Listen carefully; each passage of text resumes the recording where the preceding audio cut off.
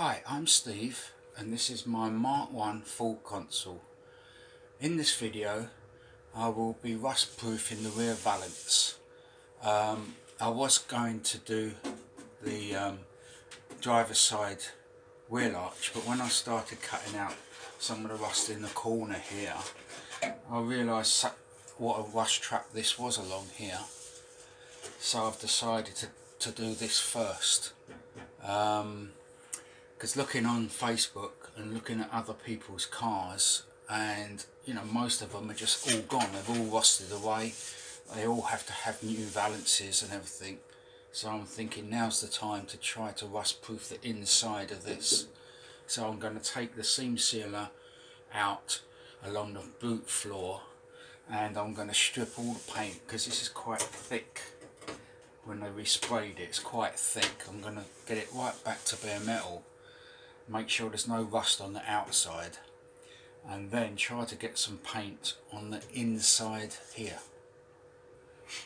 I'm using this paint stripper to get all the paint off of here. I didn't want to use a disc or anything. It's probably quicker by a disc, but I'd rather do it like this. And I'm using, this has been in my garage for years. I don't know if this stuff goes off. That's what I'm using. And this here is just ordinary cling film. The idea of this cling film is to stop the paint stripper from drying out, and that makes it work better. This line here, I don't know if you can see that, I've scribed a line along here. That's where the bottom of this panel is, and I don't know the name of this panel. If anyone knows the name of this panel, tell me. I bolted that on with 2 bolts and I scribed along the bottom of here, and that's where I'm going to strip the paint up to.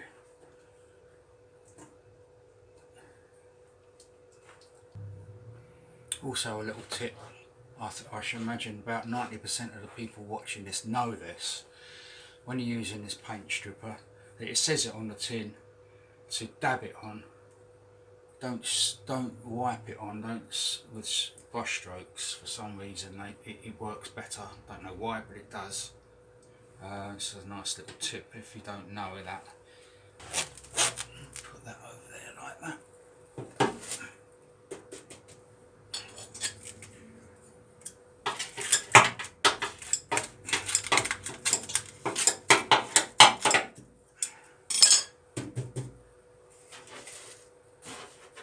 This is the first time I've used this cling film.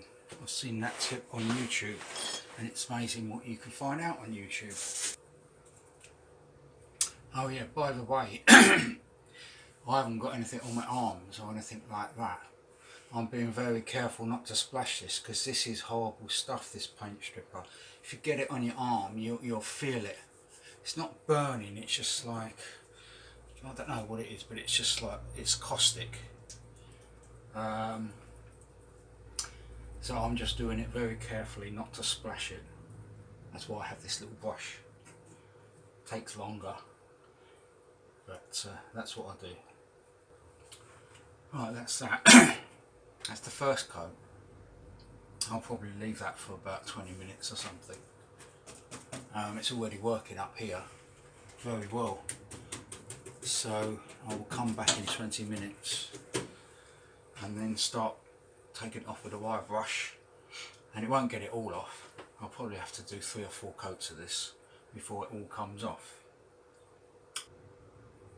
Right, it's been about 30 minutes, so I'm going to take this off, see what we got. It seems a bit dry. And I've got this scraper as well. Oh yeah. Yeah, that's coming off okay.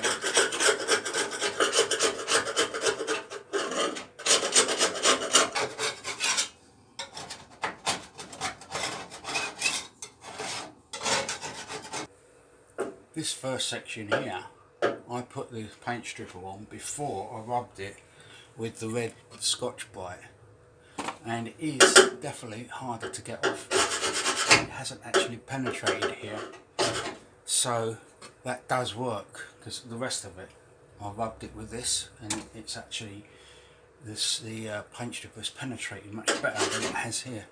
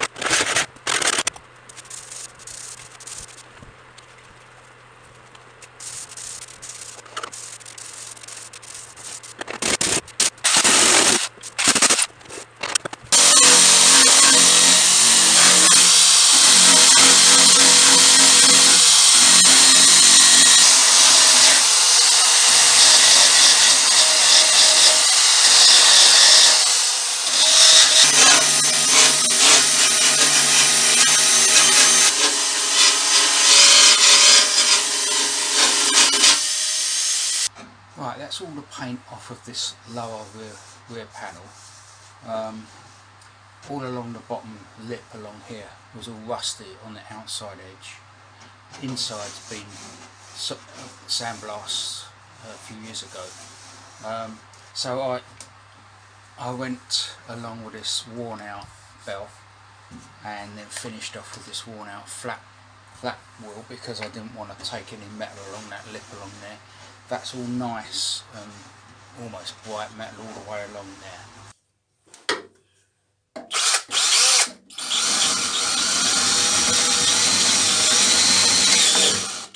I just drilled 2 holes, one this side and one the other side, and that is at the end of the rear box section. That grommet fits in nice, and this bumper bracket goes on, and it just touches the grommet. It's not compressing the grommet, because the actual this plate here is standing out about I don't know, a couple of mil, so it's just right. It's just the bumper bracket will be just compressing the grommet a little bit.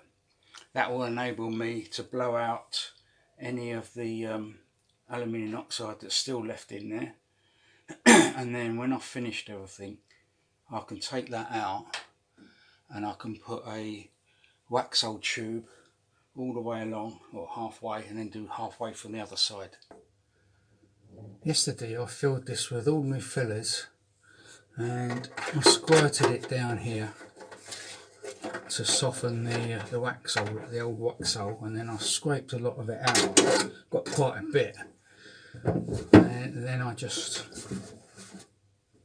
put that rag in there and stuffed it in with this and just kept wiping it, soaking this rag in thinners, and that has kind of degreased it, ready for trying to get some paint in this gap along here.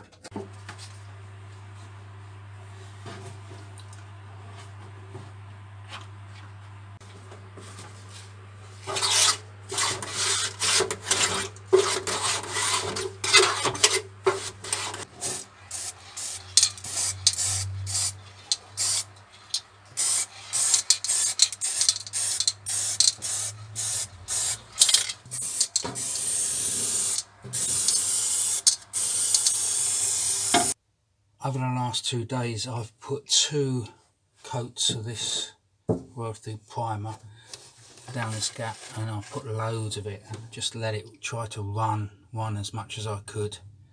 I can't actually see if it's covered, but I've done the best I could. Now I've got this red oxide that is watered down a bit, and I'm going to see what happens when I paint this.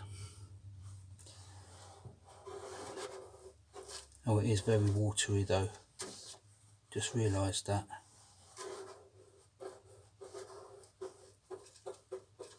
That might not be so good. I might need to get a thinner brush. I think I've got a little brush somewhere, and I'll get the actual pot of red oxide, I think. Now it turns out that I haven't got a brush thin enough to get down here, so what I'm doing at the moment is getting loads on the brush and you're just kind of wiping it off on the corner here and hope it will just run down. And so far I can see the red oxide running out of the drain holes along the inside of the balance. I will take photos of that. Right, that's all done. I went along with this brush with the red oxide all the way along the back, and then with the thinner one I just sort of washed that in there as well, and that kind of ran down, and it's definitely, the bottom of it is definitely covered, but some of the sides I can't see, and it's got to be a lot better than no paint at all. Now there's the dilemma of this. There's a patch on the inside that's been glazed on, and I was going to leave it and then fill over it, but unfortunately there's a rust hole right in the end there, and right next to it is brazing, so I can't weld it because you can't weld anywhere near braze, and I don't want to braze it because I don't want to get it red hot and warp everything. So I think what I will do, I'll go round with my Dremel and cut the whole lot out, the whole patch and the good metal, and then inlay a patch in there. It might be a little bit challenging because there's a crease all the way along here. I think it's where this welds on to the rear box section. So I don't know if I can recreate that crease. It doesn't really matter. But that's my next job.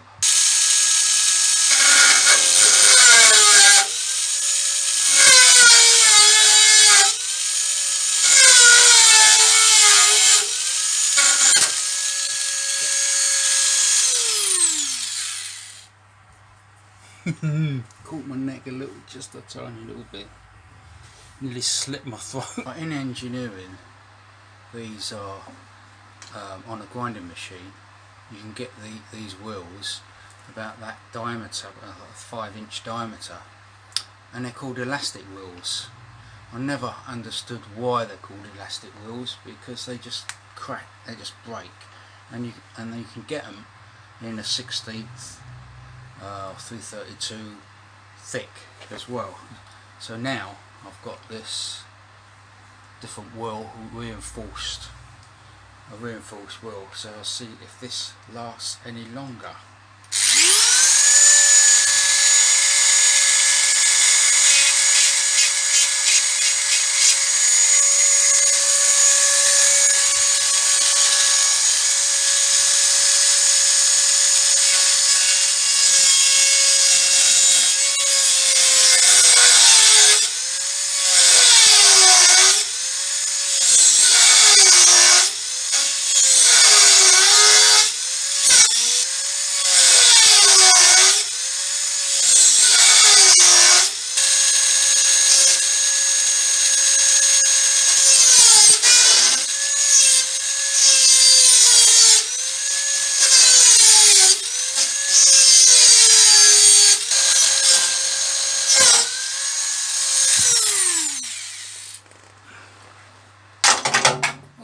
Good.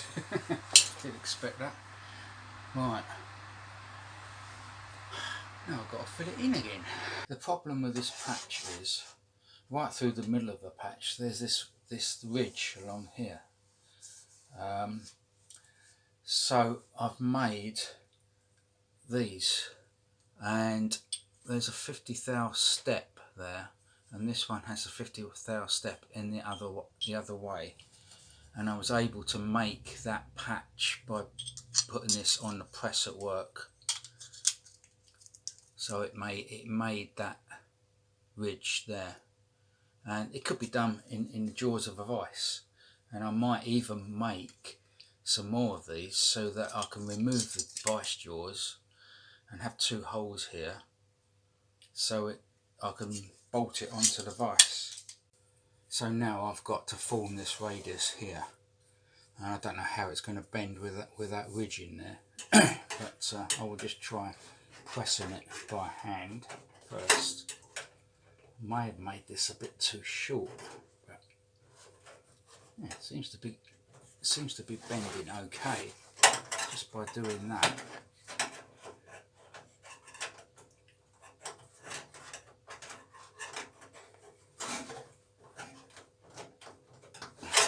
Just by hand. Do it a little bit at a time until I get that radius.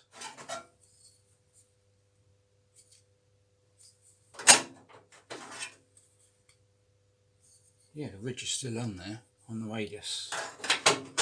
Yeah, so that's going to be a success by the looks of it.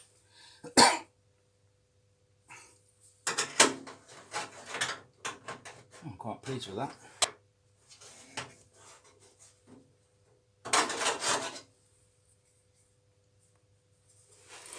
Right, I'll turn the camera off now and I will come back when I've got it ready to weld.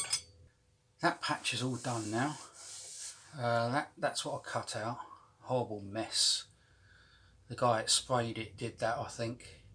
And I welded it in the normal way by stitch welding it all the way round. And I didn't show that because it gets boring. And then I shone the light through the back and checked for pinholes, and there was loads and loads and loads, so I just kept filling it with weld and grinding it. All it needs now is a thin layer of filler all the way over, because when I grind the welds down, I'm using the very end of here, so it's all lumps and bumps, it's not flat, so the filler will make that nice and flat. And it's really only for my benefit, because I know it's there, because the horizontal panel that meets the bumper will hide this ridge, because you never see this ridge. And you'd only see this if you put your head under the bumper and had a look. But the thing is, I know it's there, so it makes me satisfied. So that's the rear panel done. This is all bare metal. I will leave this all bare metal until I come to do the body work. This will be all part of the body work. So now that completes this video. So then the next video will be part 2 of the driver's side rear wheel arch, which will start with a patch behind here, because there's like a double skin, so there's another patch here. So that will be my next video.